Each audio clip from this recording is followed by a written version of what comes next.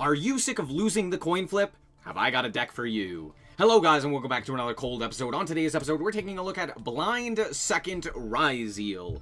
Yes, we're planning on going second. Yes, it's basically Tenpai, but worse. Actually, it's more akin to something like Zodiac, and as much as I say it's Tenpai but worse, I've actually noticed that it's doing pretty well. And the thing is, going second on ladder is not actually all that bad. Mostly due to the fact that if you actually do go second and are planning to go second, there's a lot of options available to you that are fairly strong, right? Just across the game, right? Throughout the game's history, there's a lot of cards that you have access to that are very powerful, that allow you to basically equalize the board. Things like evenly matched. Things like Lightning Storm, things like Triple Tack and Ultimate Slayer, etc. So we are taking that approach and basically saying, hey, my opponents are likely to go first if they win the coin flip, and if we win the coin flip, we can send them first as well. And from there, instead of hand trapping our opponents or doing something of the nature, we're going to attempt to break their boards. Especially with Ryzeal allowing us access to things like X or what have you, forcing them to interact with us very favorably, unless they just get full Ryzeal comboed. So, let's quickly do the card by card and the explanation. Starting off with the Ryzeals, it's the standard lineup for Ryzeal. 3 sword, 3 ice, 2 X, 1 apiece of node and star. And then, of course, we are also playing 1 bonfire and 3 7th tachyon to search out the Ryzeals. These also help alongside things like triple tactics thrust to get us easier access to our Ryzeals, which is pretty solid. We're also playing the 1 cross and the 1 plugin, and honestly, I never really had a problem drawing engine. It never felt like I drew, or I never really had an engine, especially with the 6th card. With the 6th card, I almost always had some sort of engine to play with, so it never felt like I didn't have enough. So do keep that in mind. With 6 cards, it ends up being a little bit easier to start playing the game. As for the non-engine, we are playing a bunch of really strong board breakers, things like Lightning Storm, Triple Tack, Ultimate Slayer. Ultimate Slayer is really good right now as well, because it just like cleans shop against bad Ryzeal players. If they don't hand trap, or if you don't hand trap them, and they just make their full board, realistically this card shouldn't do anything. I never had that come up. I was always able to Ultimate Slayer away the detonator. What did end up coming up is the trap card, allowing them to quick exe, which was very funny. So there's that. That being said, still very strong. And then we're also playing the 3 triple tactics thrust. We're playing 2 evenly as well. It's an okay card, all things considered, but instead of playing 3, I wanted to just play the 2, due to the fact that you can still search it off of the thrust, so it's a little bit bricky. You don't want to necessarily see this. This is not like a card you want to actively see in your hand, which sounds kind of strange, but like, it's technically true, right? A lot of the other cards do something in addition to their effects, which is why it's a little bit more advantageous to see them, like the Ultimate Slayer or Triple Tack or something like that. Then we're also playing Red Reboot. This card is extremely good against Malice because, hey, your Malice opponent activated a trap card. Cool, no more. It's very useful as well, paired alongside things like Lightning Storm and Harpy's Feather Duster, allowing you to just say no. And it's also just fairly decent in general, because if the opponent has like Imperm, or the Ryzeal trap, or the myriad of other trap cards that exist in the current metagame, you can just say no, and then not have to deal with them. So there's that. As for the rest of the cards, we're also just playing a bunch of draw cards. 2 Maxi, 2 Perulia, 1 Meowls, and 3 Fualos. You might be wondering on this lineup, and the simple answer is I'm poor. But the more accurate answer is that both Perulia and Meowls aren't exactly great. Fualos is pretty solid. You're probably always going to get at least 1 to 2 draws off of it, and force the opponent to make a weaker board. Perulia only sometimes does that, and Meowls is only really good against Malice, and is very bad against the other decks. Like, it's terrible against Ryzeal, and it's not very good against, like, I guess it's okay against Memento, but, like, I never saw Memento, let's be honest. So, for the most part, it felt less useful, because while it is good against Malice, it doesn't really have a lot of applications outside of that. Whereas the other ones at least kind of did, right? Perulia, you can just fire and probably get a draw, and at the very least you're cycling a card, which is pretty solid. And you could additionally play you could also play additional board breakers, things like more triple tack, things like Heavy Storm, things like additional evenly matched, or you know, whatever other board breaker you elect to choose instead of the Mulch Armies. But I think the Mulch Armies just generally are pretty good. And most notably, they allow you to draw into the one nib that we were playing as well. And yeah, this card was pretty good. As for the extra deck, it's pretty simple. We're playing a bunch of Ultimate Slayer targets with the Garura, the Malong, and the Bucephalos. We're also playing SP. SP's not terrible, especially going second, because if you clean the board and make a simplified game state, just SP is like extremely solid. On top of that, it's a second card to send to the graveyard for Ultimate Slayer against like Malicent boards. So not terrible. And then we're playing a whole bunch of Xyz. Notably, we're playing Masquerade for the Tachyon. We're also playing the one Exciton Knight, very useful. We're playing Tornado Dragon, we're playing Baguska, we're playing 2 apiece of Duo Drive and Detonator, we're playing 1 Aggregator, we're playing 1 Zeus, and we're playing 1 Typhon. Honestly, you could play additional Aggregators as well, because it's another target you can send off of Ultimate Slayer, but you can also send things like Duo Drive and what have you, so there you go. That being said, I never actually summoned Zeus, but there were a few times where summoning Zeus would be a fairly decent option. Like, you could go, you know, Ice Ryzeal, normal summon, special summon a guy, and then from there go into, like, anything. Mostly Exciton, and then you, like, Exciton attack into Zeus. That's, like, the general idea, so that you have Zeus in addition to whatever else you were doing. Or as, like, another board wipe. So there's that, but realistically, you should probably cut this for Aggregator. There you go. But that's going to be it. We're going to hop into the replays and show you how this deck performed. Alright, so here we are going second, and let's see what we can accomplish here. We drew a fairly good hand, all things considered, and my opponent is playing Sky Strikers. Probably. It's probably Tenpai, let's be honest. They're going to grab up the Widow Anchor and then pass the turn. Ah, I see. I draw Ice for turn, which is nice. We're going to go for the Lightning Storm. We're going to just wipe that, and then go Ice into Fualos. I'm like, okay. Now, here's the thing. I want to give them as few draws as possible while OTKing them. So, let's see what we can accomplish here. First of all, we're going to grab Star. Star is going to grab Cross. Cross effect is going to activate.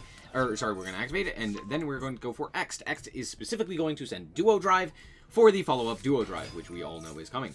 First, we're going to go for the Sword here to grab Ice as well, since we have Node off of the X. Now we go for the Duo Drive, which is going to attach another guy, which is just going to be a boost to the entire rest of the field, and that's mainly the purpose. We're going to just special summon a whole bunch of guys, and at this point, the game is over. We have a lot of damage on the field. They just die. And we still had the cross negate, so if they did have Nibiru, we could have negated it. Good game. To be fair, a Bestial would have been an issue. Actually, no, it wouldn't have. I don't know if we actually had enough for a Bestial to matter there. Anyway, good game. Alright, here we are going first. Why are we going first? Well, because I wanted to showcase that this deck still does the Ryzeal thing. So if the opponent makes you go first, likely if it's this deck, Tenpai, you still have the ability to play the game. So here we grab up the X, and we still get to do more or less the full combo. It's not quite the full combo, we don't have targeting protection, but for the most part, it's what we need.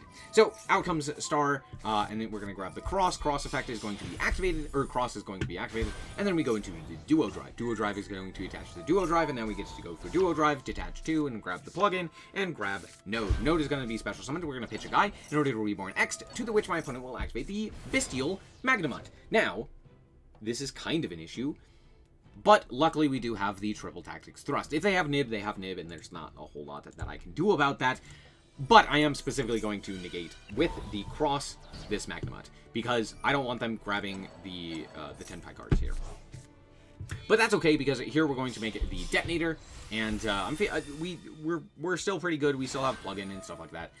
But we're going to attach another guy. We now have 4 materials. That's pretty solid. And we're going to go for the Thrust here to grab up the Triple Tactics Talents and look at the opponent's hand. And let's see what our opponent is playing. Would it be Tenpai? Yes, of course. And of course, they have 2 Pydra, not just 1. But that's okay, because literally it doesn't matter. No matter what they draw here, no matter what they grab here, they are dead to our own Detonator. So at this point, nothing really matters. I guess I'll put back the red reboot, so at the very least we can use our own red reboot. I don't know. It doesn't matter at this point. So we're going to just shuffle that away and then just set the plug-in and pass the turn. I think theoretically the best card to put away there was technically the Lightning Storm, but it didn't matter. My opponent normal summons Pydra, doesn't activate the effect, realizing that if they were to activate the effect, I would pop the Pydra, and then they wouldn't have the ability to actually do anything with said Pydra. Because again, I would just deal with the field, right? I guess, to be fair, that's technically not true, because they could technically summon Chundra and then attack, and then activate the Chundra effect, which I would then have to negate with Cross, and then they could make, like, Baron. So, technically speaking, they could still do stuff. It just wasn't very good. So, understandable, they surrendered. Alright, here we are, going second against Malice. Let's see what we can do here. First and foremost, we did draw Meowls, which is great. We also drew Nib, which is also fairly decent, especially against Malice. And we drew Ultimate Slayer, which is, again, fairly good. We also drew X and Ice, which is 2 extremely good starters. So, this is a very, very solid hand. We're going to activate the Meowls, and my opponent has the Called By, and never mind, this hand now sucks ass. That sounds like a joke, but I'm not kidding. This hand is now really bad because the Meowls didn't resolve. Now, this is not necessarily a, like, oh, I didn't get my draws, therefore... No, this is because now they have the ability to play around both the Nibiru and the Ultimate Slayer, and I can't really do anything to stop that. And they're going to draw a shit ton of cards, which means my starters are going to be significantly worse, because they're going to have to play into a bunch of hand traps. But alas, let's see what we can accomplish here. My opponent's going to go for the Apo here. You might be wondering, why didn't we Nib there previously? Because it wouldn't have mattered. They would have gotten the same board. Like, literally, pretty much card for card, the same board. So it doesn't really matter all that much. So I'm just going to keep the Nib. And then I actually just Nib here, because I'm like, oh, they're just going to negate here. And I'm pretty sure they would have already used a triple attack if they had it, so it doesn't really matter. So, alas. Anyway, they're going to summon a whole bunch of guys. Out comes the Splash Mage? Splash Mage. Sure. And then they go into the White Binder, and I'm like, oh, yeah, okay, this is for, like, a Firewall line. They banish Called By. I don't know why they banish Called By as opposed to something that they could, like, put back with Heart Scripter, but alas, okay, sure. Out comes the Red Ransom. They're gonna then reborn their Heart Scripter, or, sorry, their White Binder, reset the GWC, link off everything for Terahertz, because they're stupid, as opposed to having the Firewall Dragon, and then, set this guy. I don't know why they set that in particular, but that's fine. And, whoo, baby. You gotta love the Roach. Now, I'm still in this game. And you might be wondering why. And the answer is... because I always think my opponent's going to play worse than they have the potential to actually play. So, first and foremost, we are going to immediately Ultimate Slayer away that the guy that is the Spell Trap Negate. To be fair, the Spell Trap Negate does not matter. Pack-a-Pit is more so what matters with the Terahertz, so alas. They're also going to elect to negate the Bucephalos, which is hilarious, but alas, okay. Out comes X, we're going to activate the effect of the X, to which they will Droplet, sending away, not Apo, which I think is just incorrect, but instead they're going to send away Shifter from their hand, which, to be fair, it's a dead card in hand. But why are we dropletting here? And the answer is because my opponent is bad, and they think that I'm going to stop playing the game because of Max C. I'm not. But I maybe should. Because we're going to go for the sword here. We're going to activate the effect in order to grab up the star. And now my opponent is going to go GWC. GWC is going to summon out the White Binder, and they're going to banish 1, 2, and 3. Notably, not banishing Duo Drive. This is a mistake that will come back to bite them. A little, kind of. A little. Not a lot, to be fair. But... it is something that they genuinely should have done. Yes, getting the additional guys is nice and all, but you really don't need the additional guys, because what the fuck are these guys going to do on field? Stare at you? I guess. I guess it's just bodies, right? But like White Rabbit and March Hare are the two that matter. You probably should have banished the other guy. It's fine. We're going to go Exciton Knight. We're going to activate the effect, except for the fact that I lied to you. They're going to go for the MTP. Now, MTP does allow them to banish if they control a Malice Link monster. However, they do have to control it, which means no banish, but they do get the search, which they search out the White Rabbit because they already have the March Hare. And I'm like, that's fine. We're going to normal summon the Ice here. Yes, we didn't normal summon at this point. And we're going to summon out Node. Now we get to special summon Star, activate the effect of the Star to set Cross, and we're going to activate the Cross effect. I'm just hoping and praying that they don't have Nibiru at this point so that I can go into the Duo Drive. We're going to activate the effect of the Duo Drive in order to attach that Duo Drive from previously. Now, to be fair, we still had material in grave anyway, but they still should have banished the Duo Drive. That is still just the correct play. Anyway, we're going to search out 2 cards. Specifically, we're going to add Ice as well, and then we're going to go for the Node here to special summon back the sword, and at this point my opponent activates Chaos Hunter, pitching Lancia, by the way. Bro is not losing to Malice, and that is very funny. But alas, that's also 4 summons, which is kind of funny as well. Out comes the Detonator. We're going to activate the effect of the Detonator, attaching specifically our Tri-Brigade Bucephalos, so that we can send it on the following turn, which is, again, very funny. We're going to shuffle back 2 and draw a card. and that is a very important draw, and it's why, genuinely, had they banished a guy, no, it still wouldn't have mattered, I'm lying to you, but alas, it's fine. We're going to set the plugin, then they're going to go for the March Hare, and they're going to banish Red Ransom, but I go, no, and I instead negate with Cross here, because I'm like, okay, I don't think they have Nibiru. If they had Nibiru, they would have used it, but they don't, and they haven't, so there's that. However, I should have detached from Duo Drive there. That's just a misplay on my part. I don't know why I detached from the detonator, but I do. So, oops. Anyway, my opponent is going to go for the Dormouse. I'm going to immediately maxi. They're going to go for the Ash Blossom, and I go, well, isn't this fun? Just kidding! Cross-negate at point of resolution, meaning even if they wanted to activate the Called By, they would have had to activate Ash and Called By. So, there's that. Anyway, my opponent goes for the Triple Tactics Talents, to which I will activate Detonator, to which they will activate Maxi, and I will not chain Detonator to this. This is a mistake. Just straight up, this is a mistake on my part. And it's very important, because what I need to do here is activate the Detonator to pop Dormouse as well. Them allowing me to pop my own Detonator and pop their Dormouse is extremely advantageous for me, because it means that they don't get the boost off of the Dormouse effect here, which would have allowed me, or which would have forced them into kind of playing into the Nibiru. So, this is a mistake on my part. If I just chain the Detonator here, popping Dormouse, they are forced to get an additional summon, either off of Dormouse or off of something else, because they've already used their normal on the Dormouse.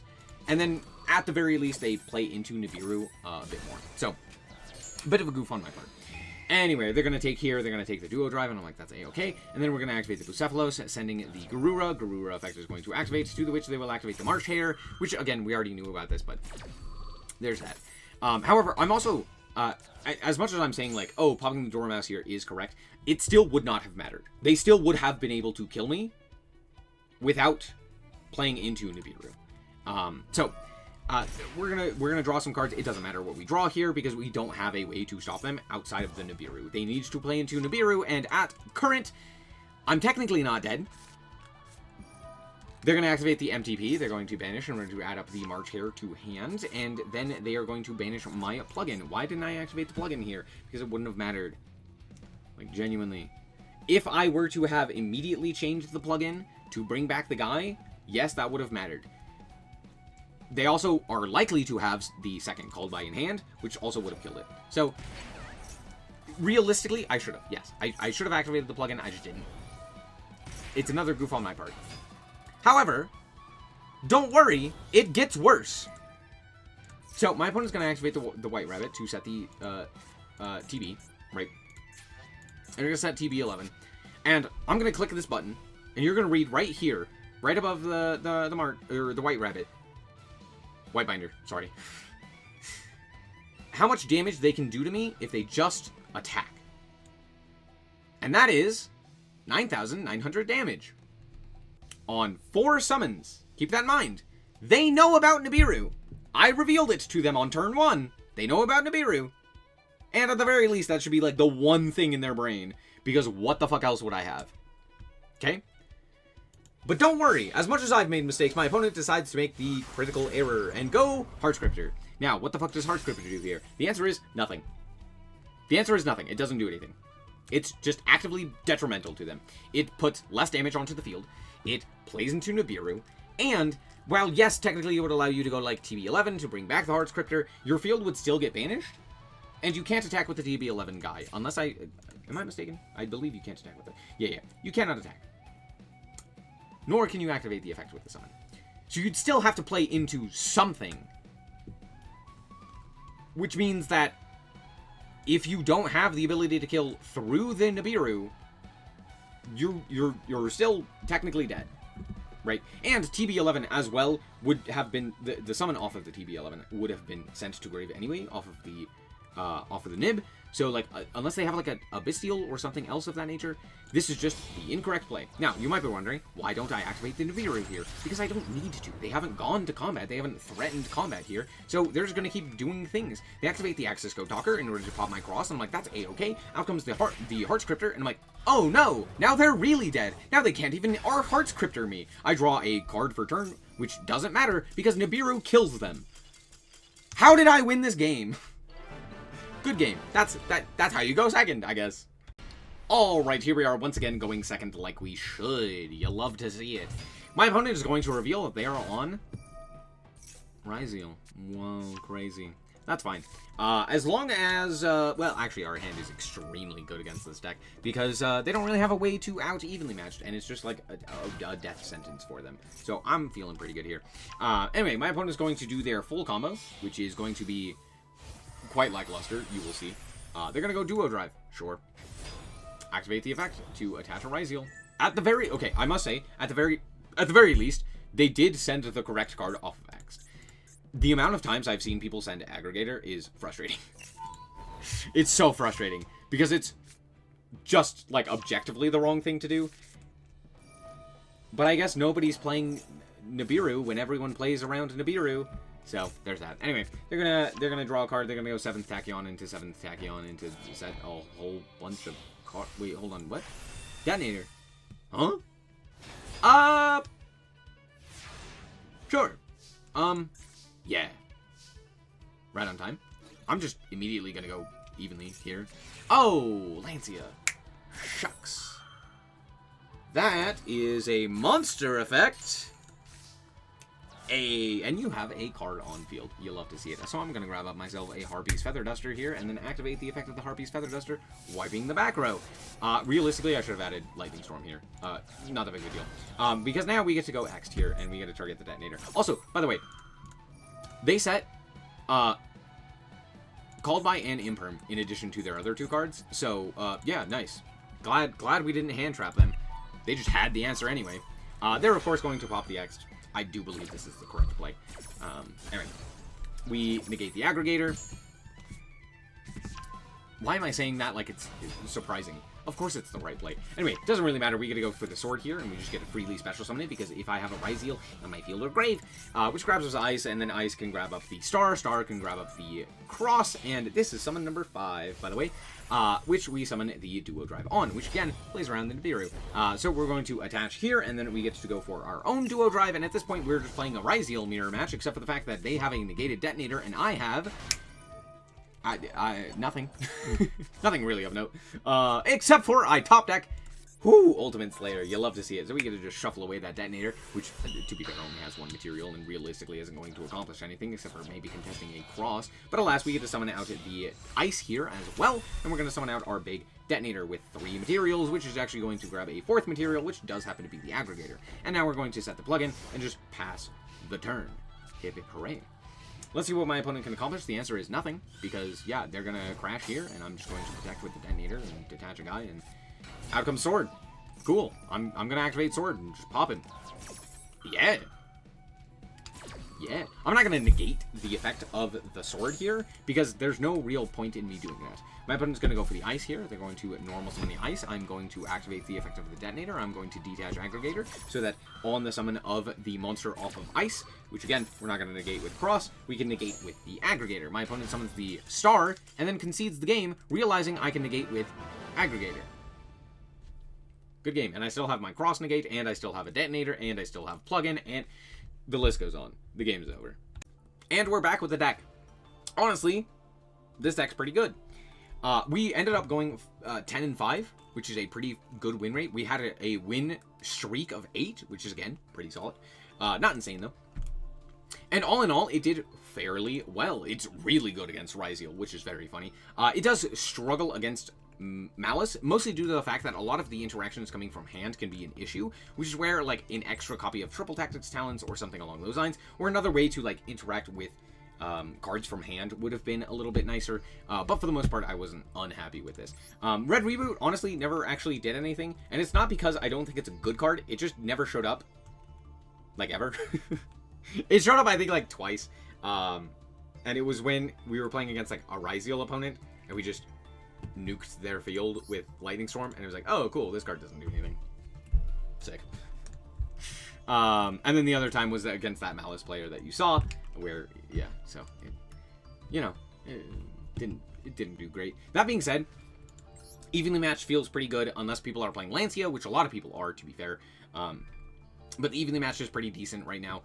And also, not having to be constricted by, like, Tenpai requiring their battle phase, evenly matched is really, really powerful. Just being able to go, cool, combat, main phase 2, except for the fact that I'm actually at the end of combat going into evenly and just wiping the field is very powerful. Honestly, you could play a third one. It'd probably be a brick at that point. The main issue is that if you over-index too heavily on playing going second, like blinding second, and you don't have ways to still play the game going first, you're going to end up like playing against Tenpai and just hard dying. Which is why I'm not like, oh, let's play a whole bunch of really powerful going second options, like just evenly matched and stuff like that. But that's why we're still playing the triple tax. I realistically should be playing a target for thrust that I can set that's worth playing.